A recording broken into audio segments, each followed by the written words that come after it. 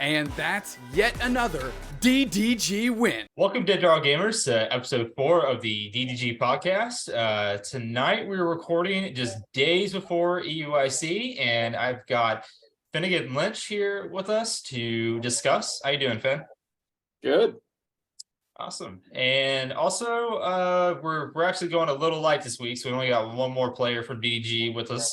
But also recording with us tonight is Gabriel Smart TCG. How are we doing tonight? Hey, what's up?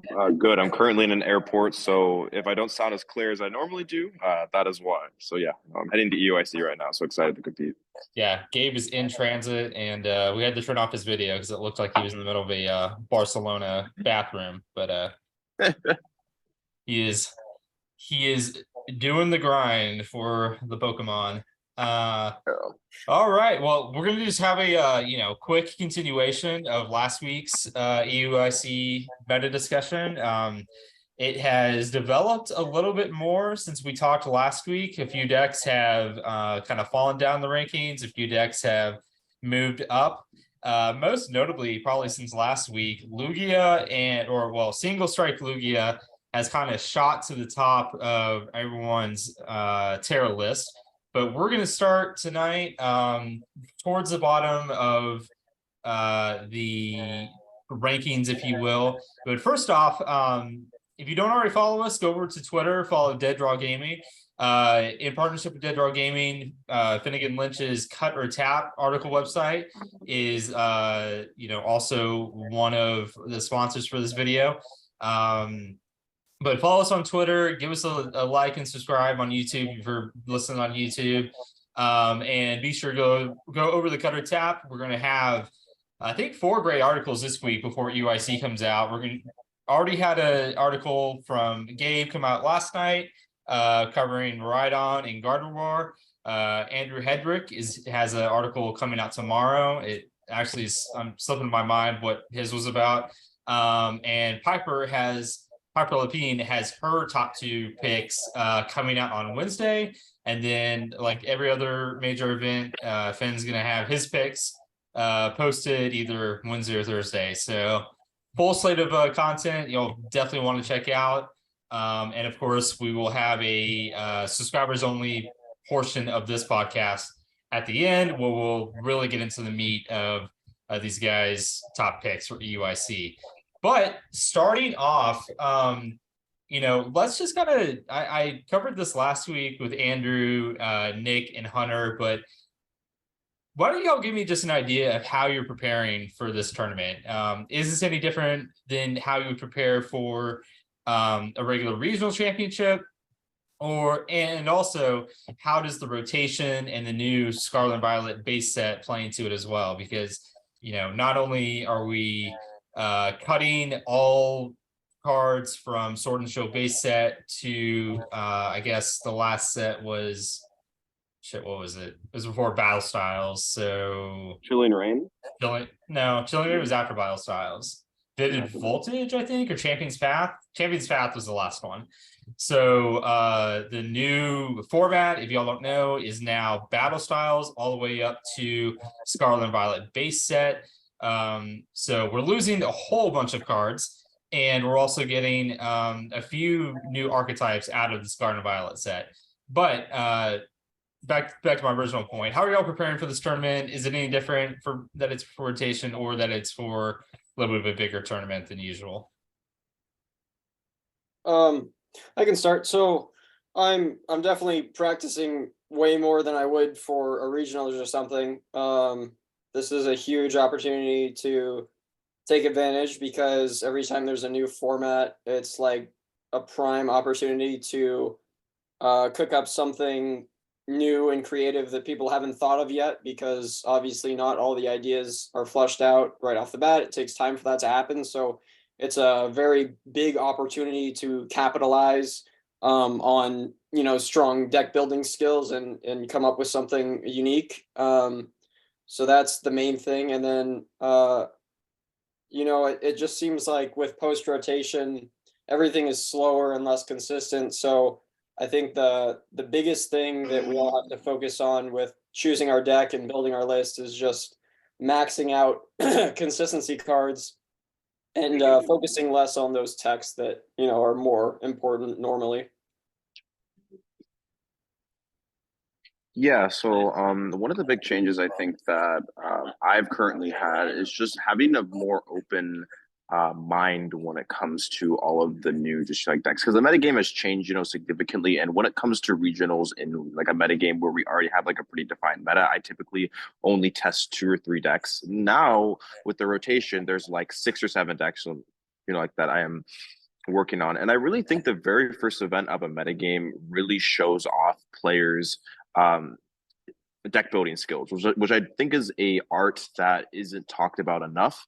And I think that's another reason why you consistently see at the very beginning of formats the top names consistently just like seeing success. You know, like we saw the very first event with Silver Tempest out, Tord was able to win with Lugia V-Star, and one of, you know, the innovations that he had was the Orin Guru with the Primate Wisdom that the majority of lists weren't actually running at that tournament. So I think that really heading into this event, the people that are very, very good at building, you know, new and creative lists, or, you know, finding those 1 or 2 of cards that make that meta deck special in the new format are really going to be the people that shine, in my opinion. Yeah, a follow-up question for y'all. Like, you know, we were kind of joking before we started recording that the new online program for Pokemon PTCG Live was down for, I don't know, 6 or 8 hours today, which is kind of wild when, you know, I think this has got to be at least the 2nd or 3rd largest tournament of the year. You know, probably this is gonna be the largest behind the World Championships and behind NAIC. To have your online client down for testers is huge. But I've talked to a lot of, you know, really good players over the past few years. How are y'all testing? And asked you, Phinnegan, like, are you doing more online, more physical? And like, will you kind of really break down how you're doing your testing? Are you I know a lot of players will actually just set up 2 decks against each other in physical and just you know, play themselves, essentially just look at those matchups. A lot of players will just sit down with a, you know, play partner and run through matchups and really go into the intricacies of playing something out and then reversing the action and seeing how it would play out in different ways. How are you preparing for this tournament, like really into the nitty-gritty details, if someone kind of wants to prepare for a tournament, how you're doing it? Yeah, so I'm paying a lot of attention to results on Limitless. I'm really looking at what specific, you know, cards people are playing in each archetype.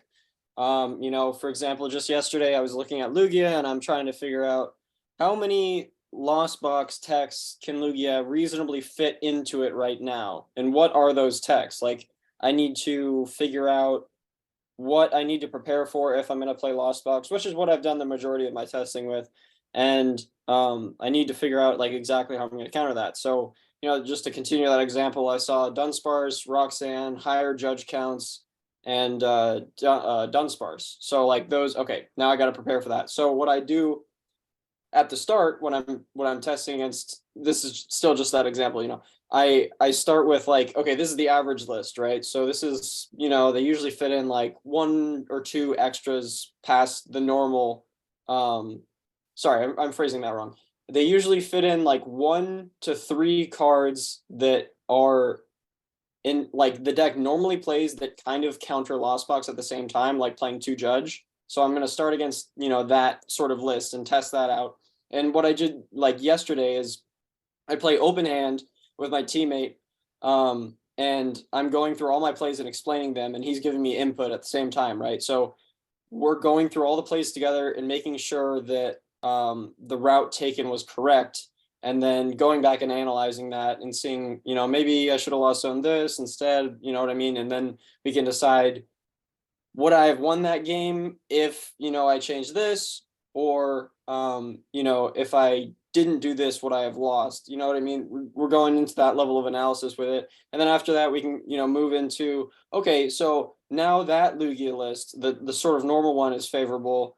What's it like facing a list that has the upper end of text? It does have the Roxanne, it does have the Dunsparce, it's got like 3 judge, that type of deal. And then see, can we beat that too? And you can go down the line. That's just Lost Box versus Lugia. You can do that with every deck, right? Like, Miraidon, same idea. If you're playing Miraidon, right, you can face the average Lost Box list, and then the one that has like Zapdos V in it, right? So that's the type of thing I like to do. I like to start off with the normal list, and then see if I can deal with the harder ones. And pretty much all of my testing, almost all of it, has been with physical cards, either over webcam, with somebody else on my team, or a little bit on live. But I'm just afraid of bugs, and it's really helpful to be able to take back things. Like if you're testing with somebody who's smart and they see you make a misplay, you can take it back if you have your physical cards, right?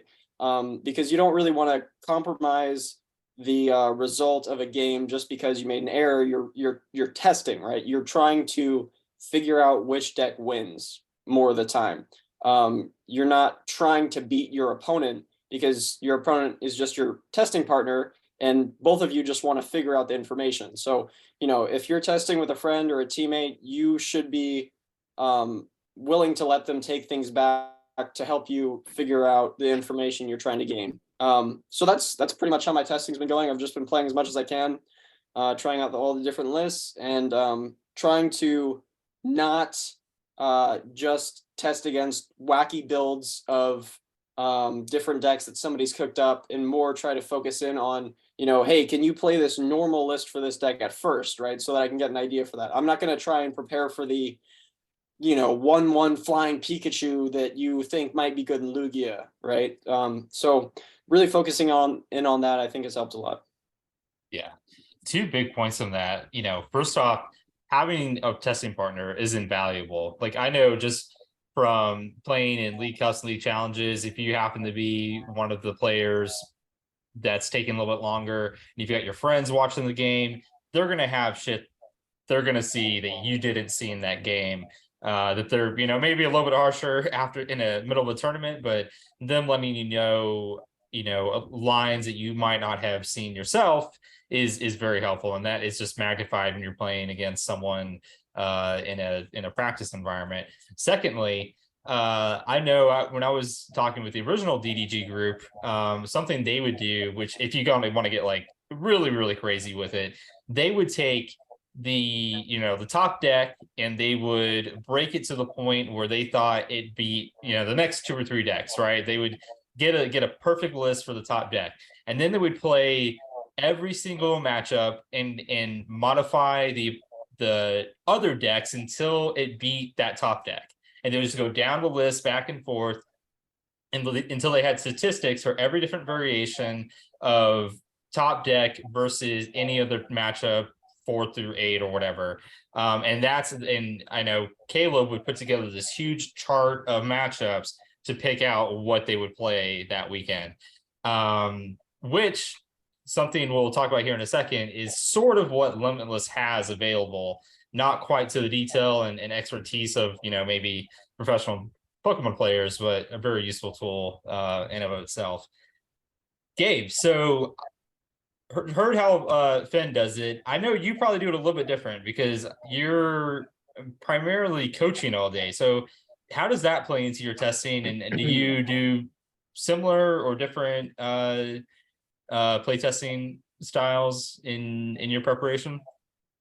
Sure, yeah. So I can kind of go in depth exactly how I do it. I would say that much of what Finn does is exactly what I do because I test with him. When it comes to coaching as well, coaching is actually a great opportunity. Obviously, like I'm trying to, help grow the player, but it also provides as a nice data resource for me to see exactly how, like matchups go and stuff like that. So even, like when I'm just like coaching someone, I'm also getting in, like relatively decent games for testing. So I would say that definitely helps. In regards to how I test with, like my testing partners, it's pretty much the same as Finn. What I typically like to do is when I start off with a deck, I don't want really any techs. I always want to try out, consistency is king first, and I kind of like to throw it against, kind of like how Finn said, if I'm playing Lugia V-Star and I'm testing out the Lost Zone matchup, let's just say I'm starting with no Dunsparce. I'm seeing if I can beat Lost Zone box without, that tech card. And if I'm consistently losing to it, then it's, time to add in something like that Dunsparce, right? When it comes to, do I need 1 or 2 Stone Journer for, like the Miraidon matchup? Let's just say I'm going to try out 1 for like the specific amount of matchups that it should be good against. And if I need 2, then I'm going to make that adjustment, because the worst thing ever is going into a tournament playing too many of a card that you don't actually need to be playing. And then you wasted a spot because you only have 60 cards, right? So the constraints are, very, very severe, just like when it comes to just like picking and choosing, like those perfect cards, because one card can make or break an entire tournament. So I will always start off with the most bare bone, just like consistency is, king mentality. And that's typically how, I will do it when it comes to testing. One of the most important things as well, and Finn kind of hit this on the nail, is that you are testing. You want to make sure that you get the highest value out of every single game like that as possible. And you also want to admit when your plays are wrong. I think that a lot of players get very prideful on what they're doing and, really, fight to say, oh, like this play is correct when it's not. So I think trying to understand both you and your testing partners' perspectives when it comes to testing is really, really important. Because I think that you should probably be testing with someone who's kind of near or at your skill level. So both of you guys kind of have, very just like valid points when it comes to testing. And I think just, having that trust of someone else is really, really important, just so like you can come up with just like the best results in general. Awesome. Okay. Well, a huge resource for players these days, which is kind of newer in the past couple of years. I love these guys. play.limitlesstcg.com. And, one of their best features on this website is their deck section. So limitlesstcg.com/decks. Currently, they have 36 tournaments played in the post-rotation Scarlet and Violet format, featuring over 3,000 players and over 7,700 individual matches. And I'm just going to rattle off they've got the decks ranked here. I'm just going to rattle off the top 8. This is 1 through 8. Got Lost Zone Box, Single Strike Lugia, Miraidon, Regilucky, Gardevoir EX, Giratina Lost Box, Inteleon Urshifu, Mew Genesect, and then Lost Box with Charizard. Now, before we get into a few of those bottom ranked decks, I want to ask y'all just straight up, have y'all played any games with, because this is lower in the rankings, either Dialga Magnezone or Shadow Rider Calyrex? Because those are showing up as well with a bunch of people playing. Zero. I played Shadow Rider personally. I have a little bit of testing results. I have not played Dialga. I've played against Dialga, and they've never seemed to get set up where they've been put in situations where they have to Magnezone into 3 to 4 energy, or else they lose, and they statistically are not likely to do that, even if they play 15 to 20 energy most of the time. When it comes to Shadow Rider, I think Shadow Rider is a decent deck right now. It's more built around a control-y style, using something like the double Klefki to buy you time, to be able to use Shadow Rider's ability to stack tons of psychic energies onto the board. You have some like disruption cards like Judge, I believe. I don't think the deck beats Lugia because of Tyranitar, and I think it does struggle against decks like Gardevoir because Kirlia is not affected by Klefki, which means that if they win the coin flip and your opponent does not start Klefki and they get a board state setup, it just becomes absolutely abysmal. So I think that Shadow Rider is a cool rogue deck. However, I do have concerns about it against some of the top decks in the format. Well, there's a reason it's ranked 13th and 14th respectively. I ran into Dialga yesterday, and the only reason I wanted a single strike Lugia was because of its because I got 2 turns in a row. It's an interesting deck to say the least. It's been a while since Dialga or Magnezone were ever even close to relevant. Okay, let's start off with some of the more bottom ranked decks. Specifically, I think this is going to be interesting to talk about with y'all. Mew Genesect, since you two in the most recent tournament you played Mew. How do you see Mew going into EUIC this weekend? I like that Mew. Well, no, I don't know. Mew kind of sucks. I mean, it doesn't suck because it has the advantage in the new format of being like quite consistent.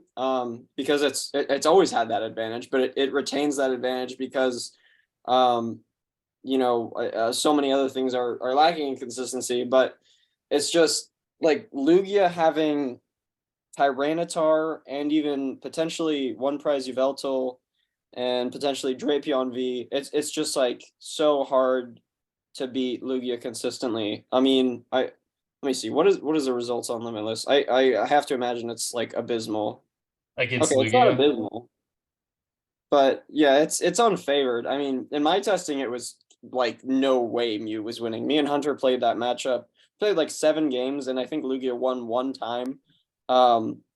It's just so bad. Like the 230 HP on Tyranitar plus V-Guard effectively gives it 260, and that's just like you have to use so many tablets to do that. And then once they knock out one T-Tar, it's like you just set up another one with another V-Guard energy on it. And it's just like, how do you deal with that, man? And Lugia, in my opinion, is going to be the most popular deck. I think Lost Box might overtake it if you count all the variants combined. It might be more popular. But then, Lost Box, a lot of lists have Drapion Sky Sealstone, and that's just 4 prizes, and that's pretty tough. And yeah, if you're not beating Lost Box or Lugia, that seems, I don't know, that's pretty bad, man. Yeah, I think if you took a win-lose rate for experienced players of Mew against Lugia, it's probably a lot closer to like 80% win rate. That like 57 seems really, really low. How are you feeling about it, Gabe? Yeah, so as the resident Mew player in the Pokemon community that has played it to a bajillion events, I do have some opinions on it. I kind of agree with Finn. It's not as good as it used to be. I actually think that losing Quick Ball is way bigger than people think because you're going to run into situations where you Genesect up to 6 cards and you draw into Nest Ball. Those Nest Balls are dead cards when you have a full bench, which means you run into these weird situations where sometimes you want to hold Nest Balls, or you just want to you just want to fail the Nest Balls and only have 4 on bench because you're afraid that you're going to draw into a bunch of them. It just creates weird situations. The one thing going for it actually right now is that a lot of lists are much more inconsistent right now because of the rotation. The format is just inherently much more inconsistent, whereas Mew stays relatively consistent. Which is a good thing, obviously. More decks becoming inconsistent and then Mew staying relatively consistent is a good thing. The biggest issue I would say with the Lugia matchup, because I would say Lugia will be the most played deck heading into EUIC simply because it was the best deck last format, and also everyone has cards for it for the most part. The biggest issue is actually that they just play 3 Stadium now plus Pumpkaboo, which just means that, like back in the day, you could consistently get them with a Judge Path on that very first or second turn. Nowadays, you're Judge Pathing and they have like a bajillion outs now, right? Which is just a huge issue for the deck. So I think, and also I think pretty much every deck and format is playing Drapion now. Like back last format, there was plenty of decks that decided to not play Drapion. Nowadays, it just seems everyone's throwing Drapion, and even the Inteleon Urshifu deck is playing double Drapion. So I think that is the biggest issue. But I think it's a tier 2 deck right now. And Mew is kind of a deck that we need a more defined meta for it to be better, I think. Okay. Moving up the list. So Mew currently number 7 top ranked deck. If you put all the Lost Box decks together, there's currently 3 of them in the top 8. You got a Radiant Charizard version, you've got a Giratina V version, and you've got just the straight Lost Zone Box version, which is kind of top. It's not really, I mean, it's top of the rankings on Limitless, but it definitely doesn't have the highest win percentage. Which of those do y'all consider the top Lost Zone variant? You go first, Gabe. I'm going to say this. I hate the Charizard variant. I think that the fact that you lost Scoop Up Net means that you need Radiant Greninja more than you have ever needed it. Because you just can't dig as far as you would normally like to when you had Scoop Up Net. So Radiant Greninja kind of supplements that in some way. And I think that just also being a little bit more Roxanne proof or judge proof with that Greninja is really, really important. The three variants are arguably going to be Zamazenta, Turbo, with the Force Seal / Sky Seal Stone, and then also Radiant Charizard. If I had to rank them, I would probably rate Turbo at 1 just because of just like the consistency that it has. I would say it's a little bit more linear than the Zamazenta version. So what you gain in consistency, you lose in kind of adaptability, to pretty much any deck and format, which Zamazenta does have. And then you have Zamazenta, which I think is slightly more inconsistent as you don't have things like the Force Seal Stone. However, you gain a slightly better matchup spread overall, because your deck just has significantly more options that it can, use. And then Radiant Charizard, I just think is mediocre right now. I think that just not having Greninja means you're a little bit clunky, and you also have plenty of dead cards a lot of the time, like cross switchers, which you can, sometimes they'll just like clump up in the hand and you need something like Colorless's Experiment. And I just don't think Radiant Charizard is as good anymore because we're transitioning to EXs, which means that Radiant Charizard doesn't necessarily have that 280 factor that it had, versus so many decks in the format. Like Arceus V-Star is not as popular. Palkia is pretty much gone as well. And then obviously like Lugia is still big. But we're starting to see many reasons why the Charizard variant was so good, starting to dissipate. And also Path to the Peak is also not as good as it used to be as well, in my opinion, because there's just so many more stadiums being played, and even cards like Worker are being thrown into decks, which obviously counters Path. So I think Charizard lost a lot of what makes it special. And what would you consider like a Turbo Lost Zone box? What's being included in that version that's not in the others? Force Seal Stone. The Zamazenta one typically does not play Forest. The Turbo one plays Dragonite, Raikou, and then usually 2 Force Seal Stone. I think that's kind of what kind of differentiates the list. I know some people are playing Zamazenta plus, the multiple Force Seal Stones. However, from what I have seen, typically the Force Seal Stone ones do not contain the Zamazenta, the Metal Energies. Okay. Yeah, I don't really like any Lost Box deck that doesn't play Greninja. Because the format's just less consistent. You don't have Scoop Up Net, so I guess Gabe kind of said this already, but yeah, Charizard just doesn't get that criteria that I need, because you just need to be able to keep drawing more cards without lost zoning stuff sometimes. Yeah, when you're getting judged in Roxanne, you don't want to have Charizard. You want to be able to discard an energy and draw 2 cards. So yeah, I'd probably put Zard as the worst, just in the new format because you don't have net. And then I actually haven't tested like the turbo version, playing like Forest Seal Stone and Sky Seal Stone and like vacuums. It might be better. I'm not sure. I just haven't tested it. Most of my testing has been with like the Sky Seal Stone version that plays Zam, pretty similar to the list that won that big Japanese tournament not too long ago. I think Zam is really good into like a bunch of decks.